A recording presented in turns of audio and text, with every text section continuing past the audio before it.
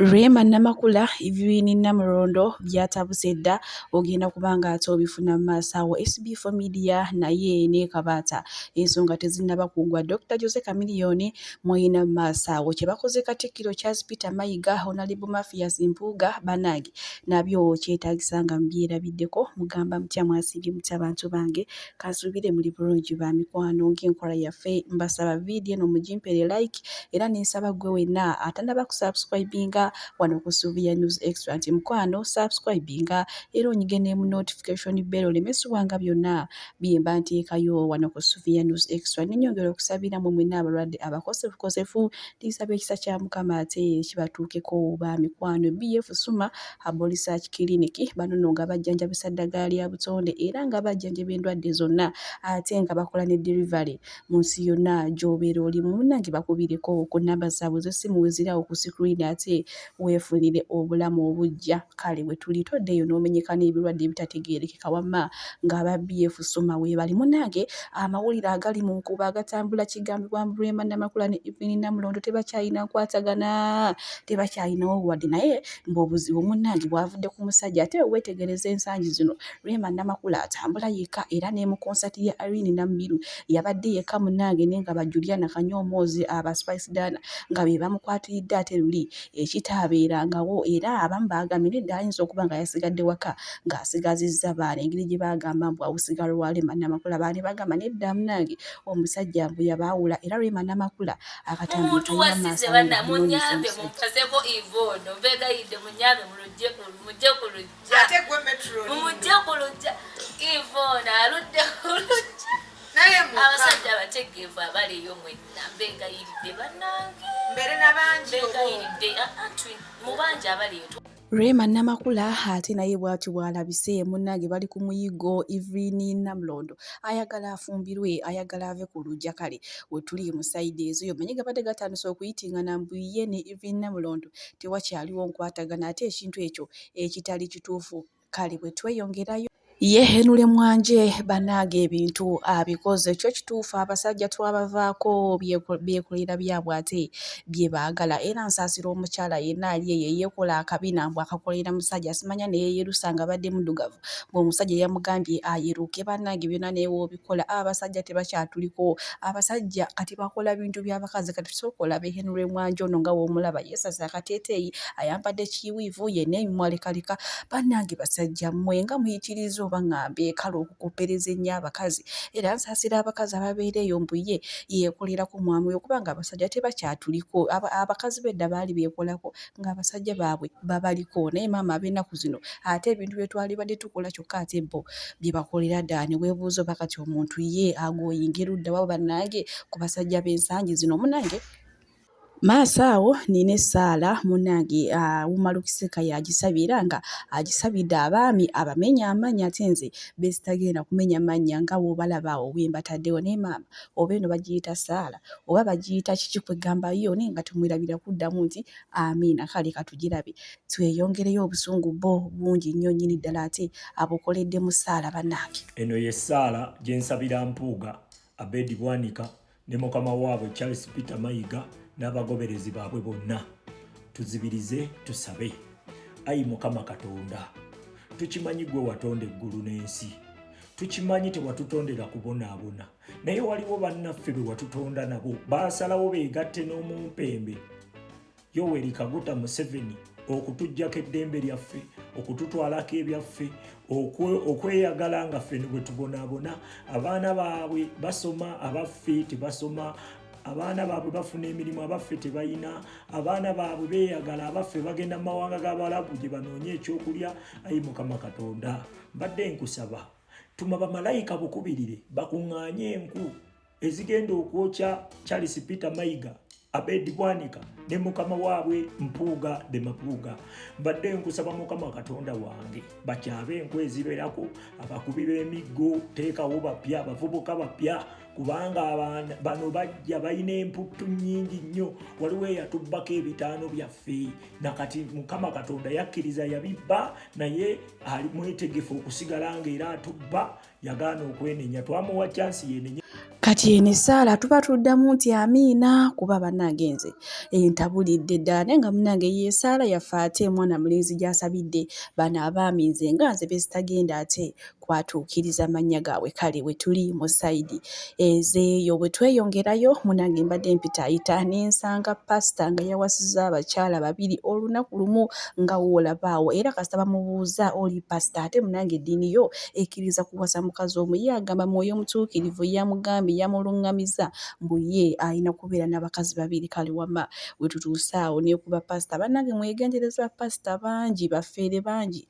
tebategeera kye bakola naye ng'ate beerimbika mu linnya lya pasita kubanze siwulirangayo mwoyo mpozi munaye nga byatandise ennaku zino mwoyo ate okulambika pasita awasa abakyala babiri kale we tuli mu sayidi ezeeyo bwenkongerayo ewa Tamale Mirundi Junior abangi gwe beeyitira Sister Junior manyi ku lugambo ono ye alabika nsingako munnange mwina maaso awo nga ye awera enkolokoota agamba tagenda kuddamu kwesiba ku bantu nti obulwadde bwa taata we bwamulaze bulijjo abantu babadde ayita mikwano gye akatambi kati nze sikyalina mpisa ambuuza gwe mbuuza ansekera gwe nsekera annoonya gwe nnoonya nze kuobe ng'oli wa famire yange nga tonkubira sijja kukubira awulunonti eyo levo nagivaako oluganda kwatagana oluganda kunoonyagana oluganda kwewa kitiibwa. You can't be treating people like idiots and for you think they will treat you like a god. You can't.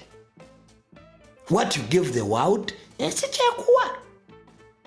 If you take people for granted, you look for them. Kati sikyegula. No. Ebyo ebiseera nabirimu nabonabona n'abantu nze neegula ku bantu. The people you least expect to help you be bakuyamba. Bano bolowooza ono wange bannange ono wange mukwano, those are people who disappoint the best. Omuntu akola ekitulo gamba wow omuntu ono really abantu bakyafumiitiriza. Today people are surviving in life, they are not living a life. Abantu bali mu survival mode. Omuntu leero okwonoona n'akwogerako ebigambo ebitali bituufu afune emitwalo 10 nga kyaliwo kyangu nnyo ate ng'amala n'akwetondera mbwa musole ne bano abantu basesa abantu tebakyaswala. Omuntu abakyaliwo n'akwonoonera erinnya ku mitwalo 10 n'amana ga Junior nabadde nabyempisaawo. Can you imagine? Oyisaawo ku linnya lyange.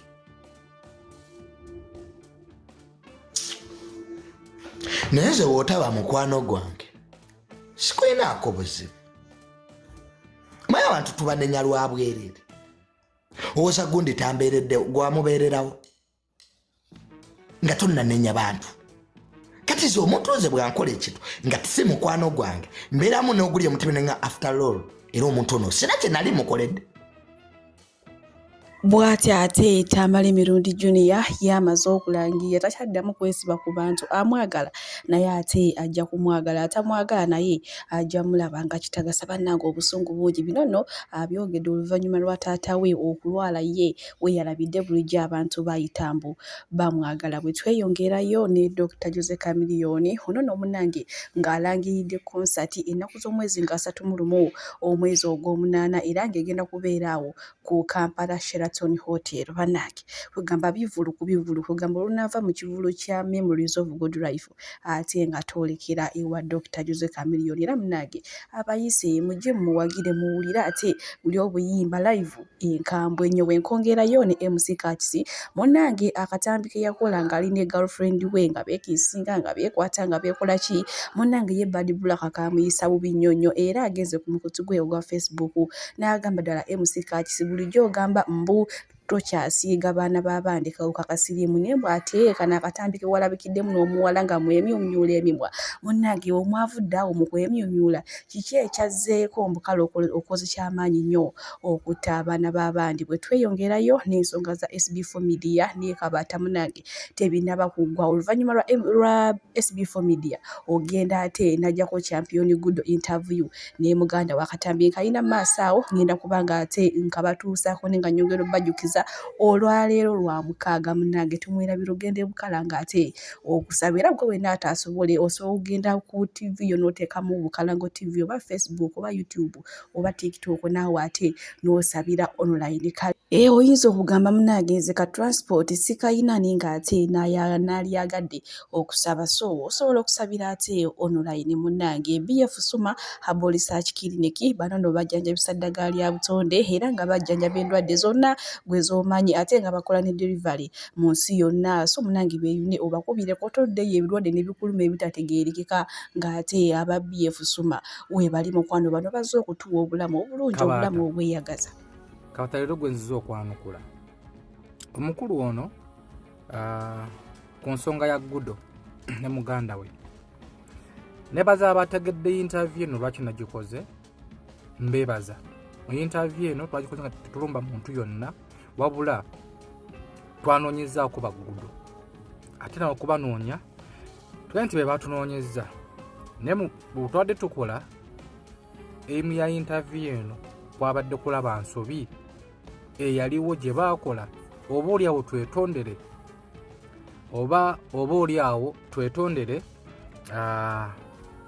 alien abaana bano addemu abazaale era gwe gwabadde omulamo gwa interview eyo era nabo baagaye tutamanyi kyabagobyayo tho tukyanoonyereza ekituufu era mu interview oba nga giwuliriza nga tunoonya ne ku alien oba oliawo tutangaaze waba nga waliwo ensobi abasonyiwe nze ngenda kusalutinga alien okubeererawo abantu okubeerera omuntu yenna olaba abantu nga tubanyenako oluganda tutasobola tubeererawo naye wabanga yasobola okujja Gudo ekawempe n'ambeerawo mu mbeera yonna eyo saluti ne mu interview nagimuwadde nakati nkyagimuwa kuba era abeera n'abantu bangi ababeereddewo naye omukulu Kabaata aludde nsirisa ennyo ebbanga ddene Kabaata aludde nga buli wenkola interview ku muntu omuntu oyo amukubira natandika okunnyononayo wano lama yavaayo n'ayogera ku Kabaata temwamutegeera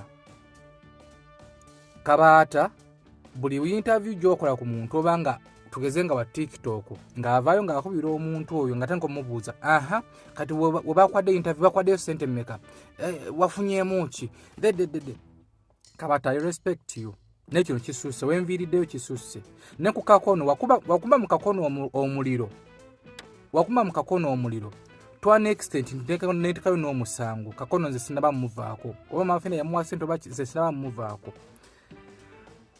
bantu bangi bakozeko interview ngozo bakubira amasimu era gwabadde n'okubano ugundi jeri video nti watunodde mu kamera wafunyemu ki bakwaddeyo ki interview eno tukwabadde ntukubasondera sente interview eno newe nali kutte emitwalo 10 oba kakadde n'enkabawa kale tekasobola kujjawo kiri interview eno babadde bayetaka kumanya nsobi gye baakola okwetonda kumanya nsobi gye baakola ku fangoni Kabaata tubeeremu amagezi togezza mutwe tubeeremu amagezi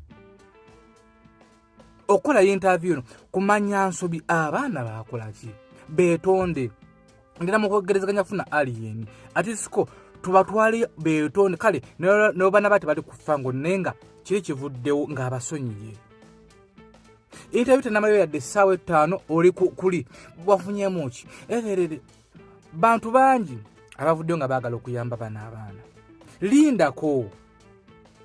lindako wayitawo omwezi obuuze nti watuna mu interview ya SB4 wafunamu ki mutulemesezza okukola izi interview Kabaata gwe otulemesezza okukola izi interview ku abantu batunoonya n'obasindika ewa Kabaata mugende wa Kabaata nga tuwala ebintu nga bino ovuddeyo oyonoonya ba YouTuber oyonoonya abama TV Kabaata tetukulumbangako sikulumbangako wabula twesonyiwe nze nesonyiwa yes ndi mubi sikusanyusa bintu byenkola tobyagala ne omuntu abanga nnoonyeza abane reason lwaki annoonyeza nawe gy'oli linda lwanaakunoonya nkiddamu newe nali kutesente nemba bana abaana emitwalo 10 oba emitwalo 2 oba ki ate sijjagiza obalira mu kamera kulaga nti mbawadde So lekera okulembeza otadde mentality mu bantu. Otadde mentality mu baana ntukusabiriza. Gwoletedde abaana okusabiriza. Otadde mu mentality nti SB4 anajja kutunuza mu kamera musabe sente. Agenda kuwa sente. Oteekwa okufuna sente. Sente mitwalo 10 gy'oyagala mpe gudo. Asobola okufuna education mu interview eyo. Asobola okufuna mu ebyamakulu mu interview eyo. Whatever nti just ne alien wabanga tugeze nti gudo oba yakola ekikyamu oba swaba kyamu kakola ekikyamu alien yamunyigira baso okubulwa emirembe naye wabanga abasonyiyo ku mutima n'abasonyiwa basobola obulamu busobola okutambula. So jamu bantu mentality eyo eya sente temala byonna bingi basobola okwogerako Kabaata naye kankuleke okwewala empalana kankuleke. Nze musawo Namaganda Sylvia era nga ndi musawo omutendeke ate era nga nkola n'ekitongole kyebayita Bright Future Superior Unique Manufacturers ebirungi kikola eddagala erya habo nga lirya 100% natural. Alina osteoporosis, alina rheumatoid arthritis, alina ebirwadde biri mutawaana bya joints, omugongo, afunye accident, bannange byose byenjawulo. Kaddio kitegeeza omutima, fasitula kitegeeza era olina omuntu takyajjukira ebijjavudde oluusi yeerabirayo, alina alzheimer's, memory loss, olina omwana takola bulungi mu kilaasi, bannange omuyizi akyankalana eddagala likola bulungi ku baana. Tulinamu kati nga kano kebayita prostate relax. Kano akadagala kayamba abaana okutangira prostate cancer, kabayamba alina prostate enlargement, bannange olina kansa atandiikiriza ali mu stage esookuba ey'okubiri. Mugambe oba sisitawo oba bratawo oba mukwano mugambe ajja kusa akadala kafe kano tagenda kuddamu kulowooza ku ebirwadde. Enkwaso ze tezimala kamuyamba okuyingiza enkwaso ze nokuzikyawo. Bannange tulina expowerman bw'abanga alina enkwaso ze tezimala kano kayamba okuyingiza enkwaso ze afuna premature ejaculation bw'aba tuse mu kisaawa amala mangu kano kandida oba any harmful bacterias